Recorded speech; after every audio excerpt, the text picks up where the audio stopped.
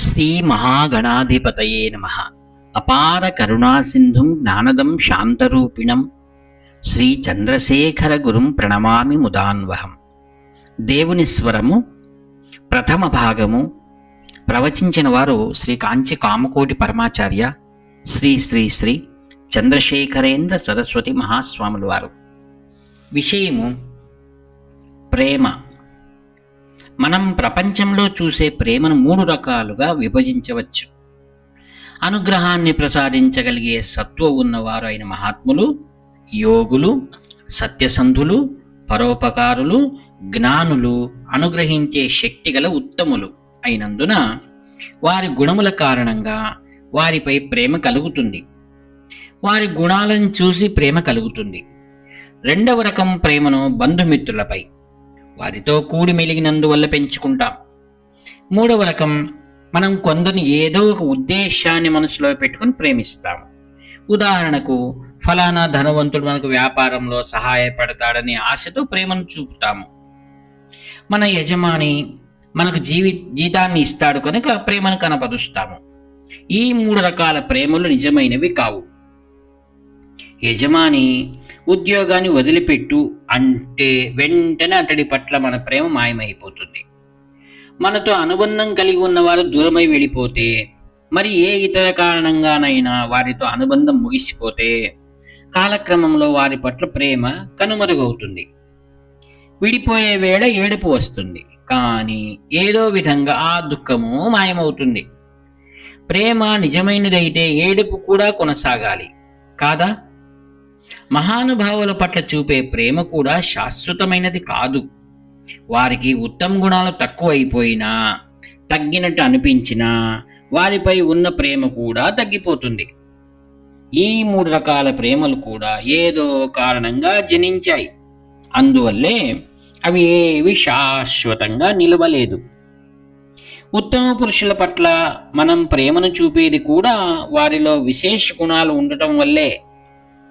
వారు మనను ఉద్ధరిస్తారని ఒక స్వార్థపూరిత ఆసక్తి ఉన్నది. అటు ఏ కారణం వంక లేకుండా ప్రేమించడమే నిజమైన ప్రేమ.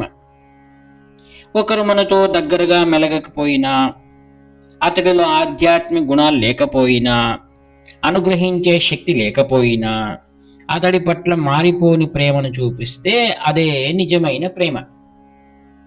ఎవరికైనా అట్టి ప్రేమ ఉన్నదా? ఒకే ఒక్కరికి ఉన్నది.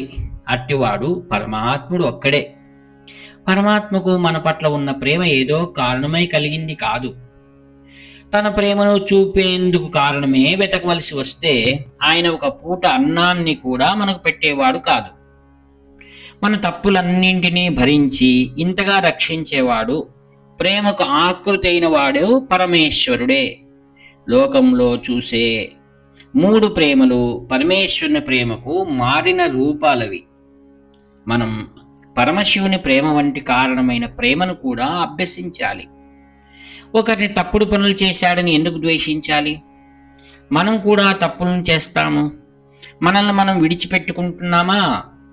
అట్లాగే ఇతరుల పట్ల కూడా వ్యవహరించాలి. నిజానికి వారి పట్ల మరింత ప్రేమను చూపించాలి.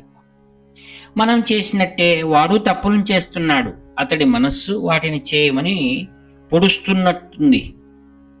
ఆ మనస్సును మనం మంచి వైపుకు తిప్పుదాము. భగవంతుని దయ వల్ల అనుగ్రహించే శక్తిని పొందిన వ్యక్తులు అట్టి శక్తిని ఆ పాపాత్ముని పాపాలను కడగడానికి వాడాలి. అట్టి పనులకు ముఖ్యత్వాన్ని ఇవ్వాలి.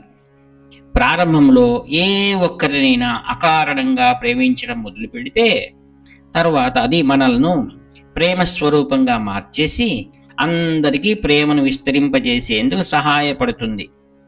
ఏ ఫలితాన్ని ఆశించకుండా గురువు పట్ల పరిపూర్ణమైన ప్రేమను చూపించాలని పెద్దలు నియమాన్ని పెట్టారు.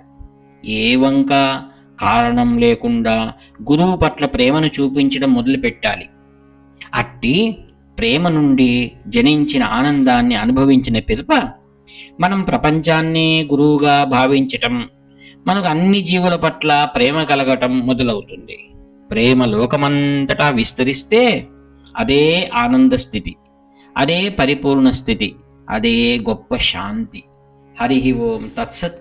బ్రహ్మార్పణమస్తు. వ్యాఖ్యాత మీ ప్రియతమ నేస్తము నివర్తి నాగభూషణ శర్మ. హర హర శంకర, జై జై శంకర.